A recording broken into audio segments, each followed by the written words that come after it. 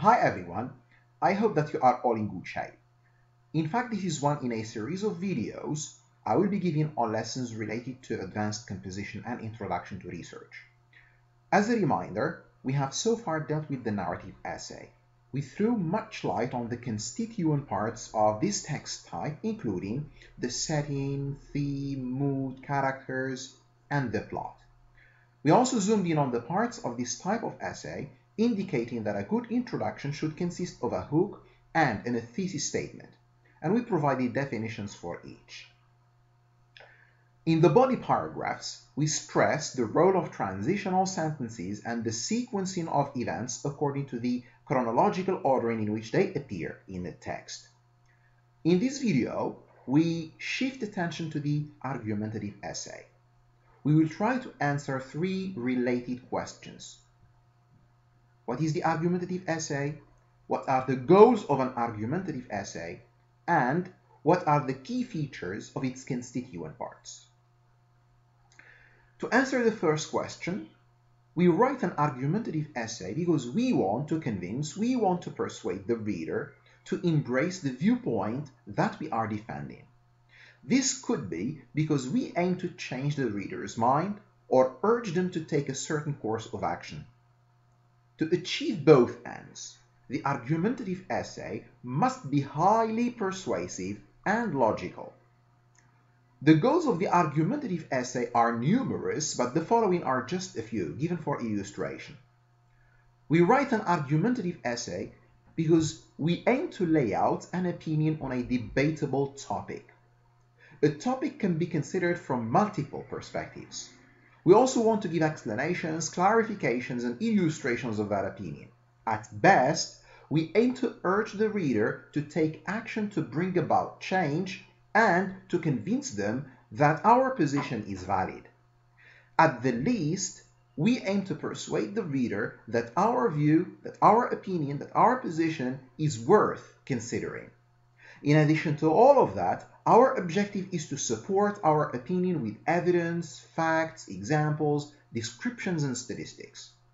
Most importantly, we need to present counter-arguments and to refute them in a critical and respectful way. It is always good to criticize, but in criticizing people's opinions, people's views, we need to do that in a respectful manner. The following are a few concepts we need to understand.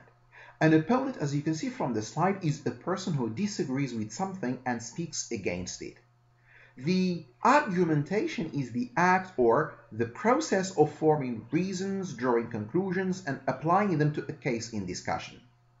A pro-argument, it is a point or statement that supports one's ideas and or thesis. A counter-argument, it is a point or statement in opposition to the argument being made in a written document or speech. A refutation, it is the process of discrediting the arguments that oppose your thesis or statement. A proponent, it is someone who argues in favor of something. It is someone who advocates a particular position, a particular worldview. Actually, the thesis statement is an important part of an argumentative essay, and it is of great importance in this text type. It plays the role of defining the scope, that is, the boundaries, the confines of the argument that you are making in the essay. It also needs to make an assertion that is open to debate. So let's see a few examples and try to say why they are not good candidates for an argumentative essay. The first statement reads, something should be done on media bias. As you can see, this is not a good statement. This is not a good thesis statement because by using the word something, it doesn't exactly specify the nature of the action to be taken. It doesn't clearly refer to the agent of the action either. The following statement is not unsuitable because of vagueness or ambiguity as we saw with the previous one. Rather, it is more suitable for an essay that provides the reader with information. That is, it will describe 3 ways of media censorship as it claims to be doing. The problem with this statement lies with the use of the superlative, the best. In doing so, in using the superlative, the writer closes the door for debate. and claims that his view, that the position he advocates, the position he is defending, is the only alternative available. This one is comparatively better. Why is that so? It is simply because we have a clear understanding of the agent and the receiver of the action. This statement unequivocally mentions all the essential variables or components of the thesis, and therefore it stands as a good candidate for an argumentative essay. A thesis for an argumentative essay, I should say. These are more examples. Some of them are suitable for an informative essay, but others are suitable for an argumentative essay. Read them and let me know your opinion on Moodle. In an introduction designed for an argumentative essay, we are supposed to introduce and explain the topic. We also have to give a little background information to help the reader understand and appreciate what we are talking about. Obviously, the introduction should end with a thesis statement. Let me give you an example. As you can see, I used code colorings to refer to different parts of the introduction. The text in red stands for introduction to background, the text in blue stands for background information, and the text in green for thesis statement. The paragraphs that should be included in the body of the essay should be modeled according to this pattern. This pattern, of course, is not fixed, meaning we should allow for some variation, but this is one of the best. As it is obvious from the slide, the paragraph begins with a topic sentence. It should, after that, present the opposing view by highlighting its drawbacks.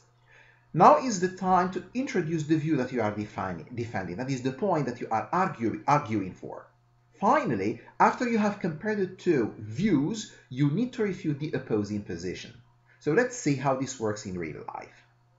Again, I'm using color codes for different parts of this paragraph. You can read that for yourselves.